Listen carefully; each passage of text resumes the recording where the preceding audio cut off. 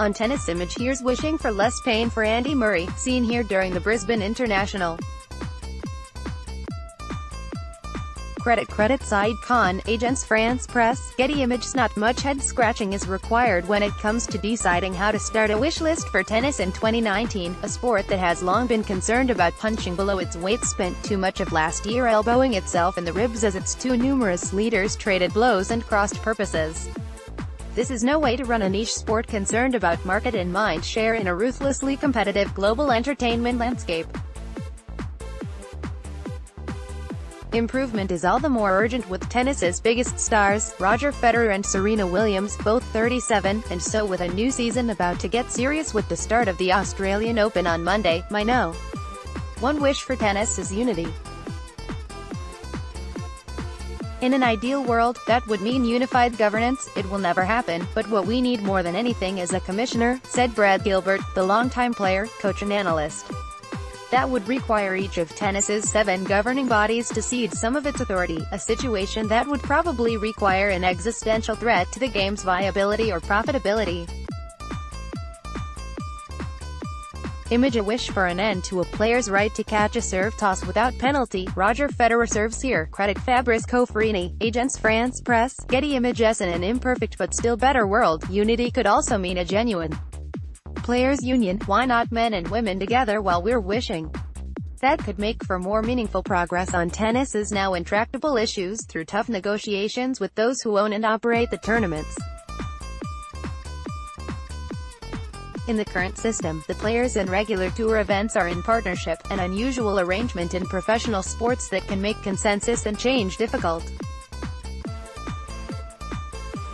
Novak Djokovic, back at no. 1 and president of the ATP Player Council, has explored the concept. But for now, a union appears to be wishful thinking, too many legal and logistical hurdles. But the sport can still do better at finding common ground in 2019. Start with agreeing on a more coherent schedule that does not include 3 men's team events within less than 4 months, the Laver Cup in September 2019, the revamped Davis Cup in November 2019 and the revived ATP Cup in January 2020. Continue by creating a meaningful mixed men's and women's team event that will carry on the legacy of the Hopman Cup. Further embrace tennis's ability to showcase men's and women's stars in the same events, a longtime strength that other sports are interested in replicating. Reach an agreement on coaching that will apply to all sectors of the pro game. The Women's Tour currently allows on-court coaching visits once a set, while the Men's Tour and main draw Grand Slam events do not allow any coaching during play. A bid in 2019 for more consistent enforcement of coaching violations, for umpires like Carlos Ramos. Credit Clive Brunskill, Getty Images. If we have it, we should have it non-stop, said Simona Halep, the women's no. 1. If we don't, we should stop completely. Halep prefers letting players solve their own tactical and psychological issues under pressure, as do I and plenty of others. But the existing coaching situation is confusing to fans and disorienting to women's players, who have to change routines in the tournaments that matter most. In light of the difficulty for umpires to fully police player-coach communication, perhaps allowing signals from the box and only the box is the right compromise. More tennis wishes for 2019. Eliminate lets on serves. A point or a tournament can already end with a net court winner during a rally when a ground stroke, volley or overhead hits the tape and trickles over. Why should a serve be treated any differently? This will also speed play, slightly reduce costs. Sensors are used to detect lets and bring pro tennis in line with college tennis. Eliminate players' right to catch a service toss without penalty. If a player chooses not to hit the ball once tossed, it should count as a missed serve. This will also speed play and, in making the ideal toss more elusive, take away a smidgen of a server's advantage. Make a more concerted effort to push tournaments to use balls from the same brands or at least with the same characteristics during the different surface swings: hard court, clay court, grass and indoor.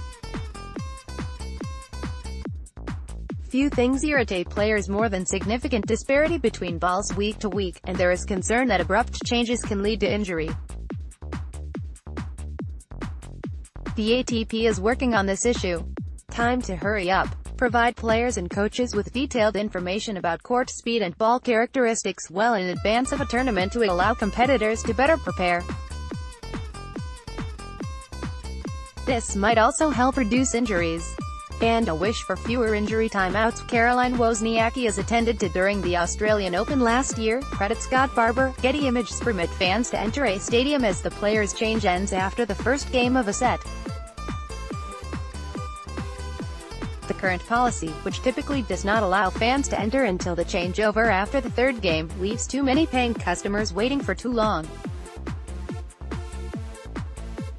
Cooperate to develop just one major rating system for tennis players, be they professional or amateur. The Universal Tennis Rating, with the backing of strong private investors, is making inroads. But the International Tennis Federation is also creating its own rating system and algorithm. Such a system is an important concept that could simplify and improve the transition to the professional game. Why create more tennis confusion with competing systems instead of joining forces to produce one that will be universally accepted? Fair use of wildcards. The Grand Slam tournaments should no longer allow reciprocal wildcard entry to players from other Grand Slam nations. Is elitism, and the new-look Davis Cup should definitely not be granting 2 wildcards to its 18-team final phase. It is anti-competitive. More consistency in applying the rules on coaching violations, the timing of line call challenges, and the eligibility of convicted administrators to serve on the ITF Board of Directors. A men's Grand Slam singles champion under age 30, there are none active at the moment, and a new French Open men's champion. And a first major title for South Africa's Kevin Anderson, which would be the first for an African in singles in 38 years. One more major for Petra Kvitova, who has come back so inspirationally from adversity. Another chance in a major final for Madison Keys to conquer her nerves and play to her potential. More variety in court speeds on tour, fewer injury timeouts. More open roofs, less pain for Andy Murray. More drop shot returns, fewer tweeners. More integrity, fewer conflicts of interest. More conversations, fewer social media posts. More players, fewer hitters.